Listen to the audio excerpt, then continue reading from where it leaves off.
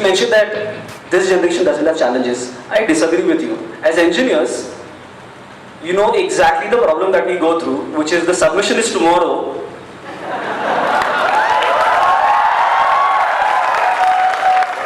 All the things you told right now, lack of resources, time, money, everything is applicable here. Do we agree with this? Yeah.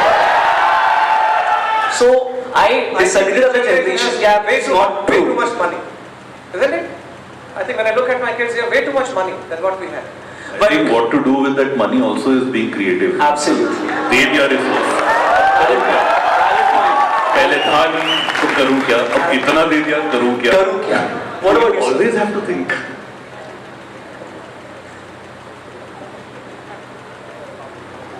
Yeah, so from a creative, I don't want to comment on what Steve said because I think everyone has a right to comment in this world. But I think from a creative perspective, and I would give a classic example of our own product, which is YouTube.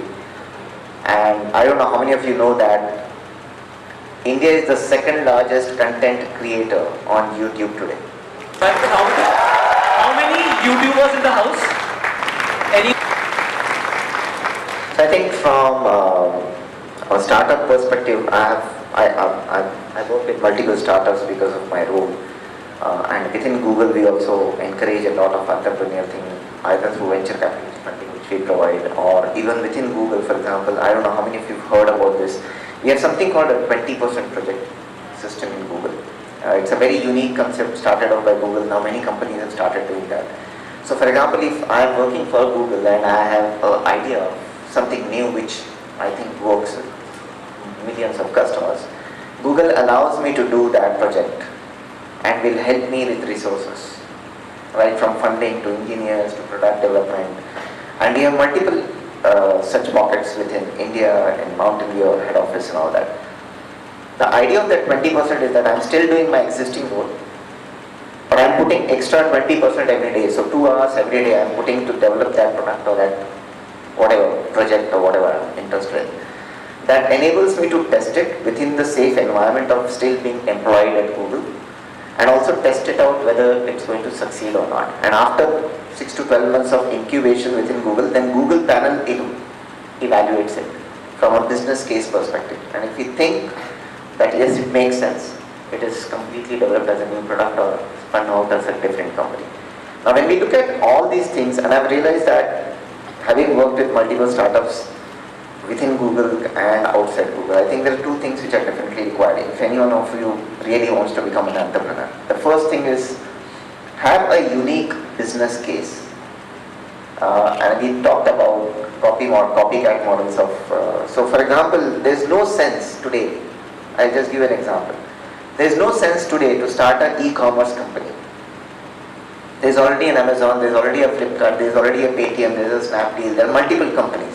So if you have nothing unique, you might say I will become far more efficient than Flipkart or Amazon. You will never be able to capture it because they have billions of dollars which they can just kill you. Right? So unless you have something unique, don't even think of starting a company because as you rightly said, no one will fund you. Right? You need money at some point of time to scale. And the second thing is don't build a company to sell it.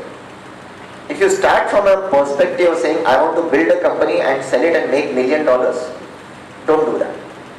Because the people who will fund you will see through it. And if they realize that the idea of starting this startup is just to sell it, it doesn't make sense. So you have to have that passion and the perseverance to say, I think this idea makes sense and it is scalable and I will be with it till the end of it.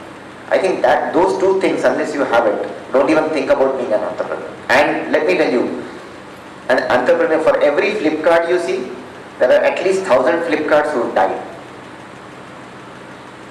And for multiple reasons. So just ensure that you have that passion and that perseverance to stick around for 10 years, 20 years and then make it. Those 2 things definitely required. We often talk from a perspective that because I'm going to be an engineer, I'm in an engineering degree, marketing is not useful, communications is not useful, sales is not useful. What are your thoughts on this? I mean, we've been through that whole cycle, and I think the key element in terms of whatever we're doing, whether I'm an engineer in a typical R&D job or outward facing like with this the audience, every time selling is going to be the most crucial skill set at any point in time. How do we develop that in a college like ours when we don't look at that as an important thing?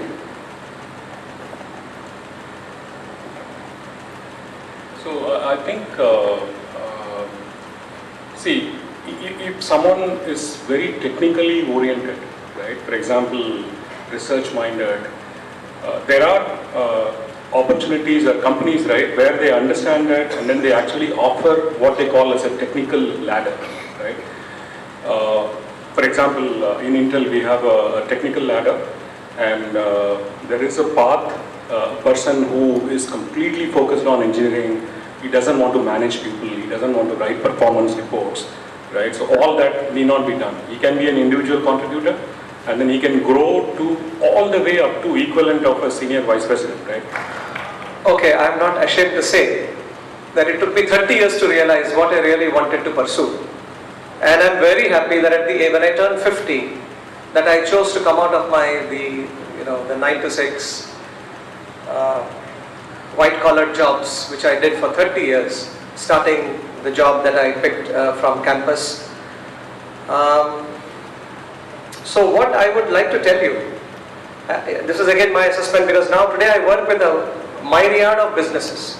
Hardik and I are known, we connected, his is a different business. I enjoy working and looking at different business models, different spaces, different domains, completely different from what I have done last. Identify, it's important. It's in my own experience, I have learned that I can learn from anybody, in the sense that whoever I'm working with or whoever I'm surrounded by has something to offer which I don't have. And I would like to learn from them, and in doing that I have always found a mentor. Sir, आपने कहा कि अगर successful होना है तो आपको cell करना पड़ेगा, या तो खुद को, अगर आप सेल्स पर्सन है तो आपके प्रोडक्ट को. सर, मेरा क्वेश्चन ये है कि अगर मेरे पास कोई प्रोडक्ट है, मुझे आपको सेल करना है, मुझे आपको पिच करना है, और वो प्रोडक्ट आपके लिए बेनिफिशियल है लेकिन ज़्यादा मायने में नहीं है, मतलब कोई ऐसे पॉइंट है जहाँ पे आपको लॉस हो रहा है लेकिन काफ़ी ऐसे पॉइंट है जहाँ पे आपको प्रॉफिट भी हो रहा है, और मुझे आपको सेल करना है एनी हाउ, तो मैं आपको कैसे कन्विंस करूँ? Like, how can I convince you to buy my product? उन पे रिसर्च करो, उनके इंटरेस्ट क्या है, ट्रैक करते हैं, डांस करते हैं, और फिर चिपका देना बीच में वो कॉन्वर्सेशन में. Thank you sir.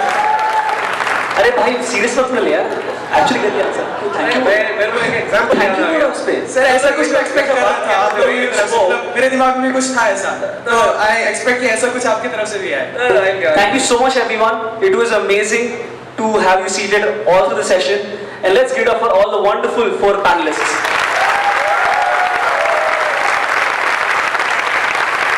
Also, let's not forget the people who've made this evening happen. The ESET team, the professors, and Joginder Singh sir. Let's give it up for them. A huge round of applause.